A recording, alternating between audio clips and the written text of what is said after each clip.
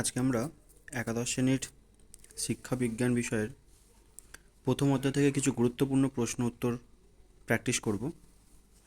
যেগুলো আমি এখানে রেখেছি সেগুলো সবগুলো আমাদের ভালোভাবে পড়তে হবে পরীক্ষার জন্য। তাহলে অবশ্যই আমরা প্রথম অধ্যায় থেকে যে প্রশ্ন উত্তরগুলো আমাদের আসবে সেগুলো আমরা করতে পারবো। তো প্রথম যে প্রশ্নটা আমরা রেখেছি সেটা শুরুতেই বলা হচ্ছে, শিক্ষা শব্দটি সংস্কৃত শিখ ধাতু থেকে এসেছে, যার অর্থ হলো বিদ্যা অর্জন করা। তো এখানে প্রশ্ন আলাদা করে উত্তর আলাদা করে দেওয়া নেই, একই লাইনে উত্তর করে দেওয়া আছে। তো প্রশ্নটা আমাদের এইভাবেই আসবে যে শিক্ষা শব্দটি সংস্কৃত কোন ধাতু থেকে এসেছে, তার অর্থ কী। তো শিক্ষা শব্দটি সংস্কৃত শিখ ধাতু থেকে এসেছে, যার অর্থ বিদ্যা অর্জন করা। দ্বিতীয় প্রশ্ন, শিক্ষা শব্দটির সমর্থক শব্দ বিদ্যা, যা সংস্কৃত বিদ ধাতু থেকে এসেছে, যার অর্থ হলো জ্ঞান আহরণ করা বা জানা।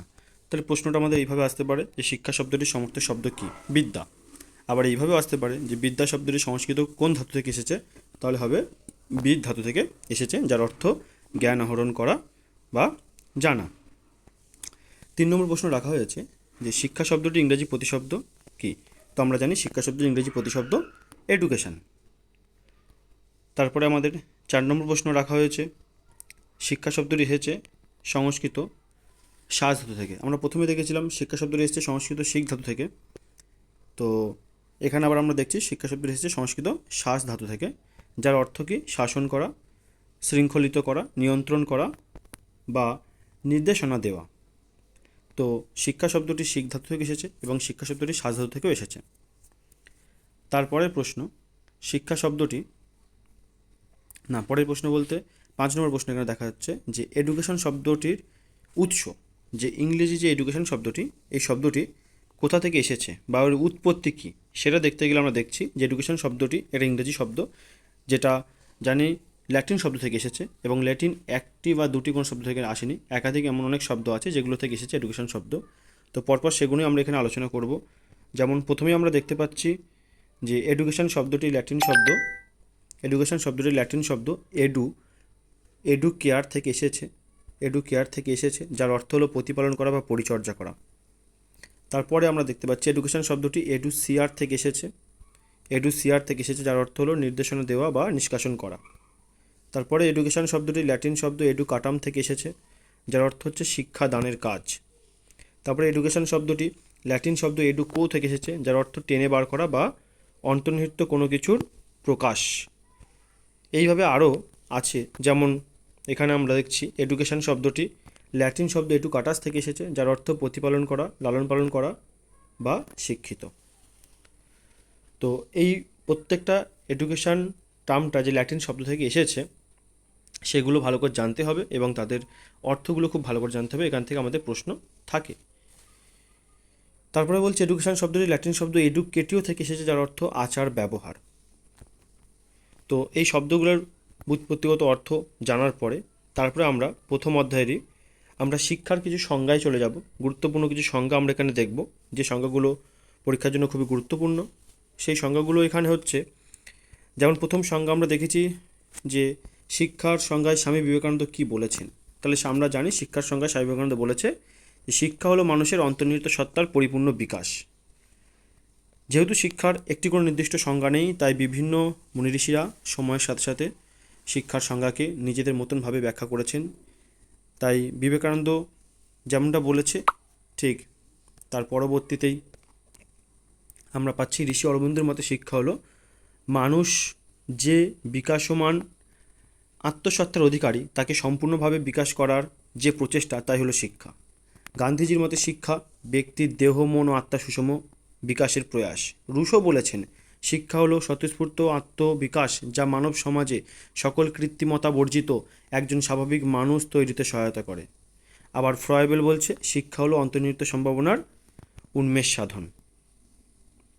এইভাবে আমরা কিছু প্রাচীন উপনিষদ বলো বা ঋগ্বেদ বলো, এই সমস্ত কিছুতে শিক্ষার যে সংজ্ঞা উল্লেখ ছিল, যেমন উপনিষদে বলেছে শিক্ষা মানুষকে সংস্কারমুক্ত করে তোলে। ঋগ্বেদে বলা হয়েছে শিক্ষা হলো এমন একটি প্রক্রিয়া যা ব্যক্তিকে আত্মবিশ্বাসী ও আত্মত্যাগী করে তোলে। এইভাবে শিক্ষার সংজ্ঞাগুলো একাধিক সংজ্ঞা আছে, আমরা বইতে আরও অনেক সংজ্ঞা পাবো, যে সংজ্ঞাগুলো আরও ভালোভাবে প্র্যাকটিস করতে হবে। এখানে যে সংজ্ঞাগুলো দিয়েছি সেগুলো খুবই গুরুত্বপূর্ণ, সেগুলো অবশ্যই তোমরা খুব ভালো করে পড়ো, তারপরেও বইতে যে সংজ্ঞাগুলো আছে সেগুলো তোমরা এক্সট্রাভাবে আরও দেখো। তারপরে শিক্ষার দুটো অর্থ আমরা জানি, একটা সংকীর্ণ অর্থ আর একটা ব্যাপক অর্থ। তো সেই শিক্ষার অর্থ বিশ্লেষণ করলে দুটি লক্ষ্য করা যায় যে তার দুটো অর্থ, যথা সংকীর্ণ অর্থ, ব্যাপক অর্থ। সংকীর্ণ অর্থ, ব্যাপক অর্থ বলতে সাধারণত যেটা বোঝায়, সংকীর্ণ অর্থ হচ্ছে যে বিদ্যালয় কেন্দ্রিক শিক্ষা, যেটাকে আমরা বলি বিদ্যালয়ের চার দেওয়ালের মধ্যে আবদ্ধ থেকে একজন শিক্ষক একজন শিক্ষার্থীকে যে শিক্ষা দেয় তাকেই সংকীর্ণ অর্থে শিক্ষা বলে। আর ব্যাপক অর্থে শিক্ষা বলতে বোঝায় যে বিদ্যালয় পরিবেশের বাইরে শিক্ষার্থী ভবিষ্যৎ জীবনের জন্য যে উপযুক্ত শিক্ষা পায় তাকে ব্যাপক অর্থে শিক্ষা বলে।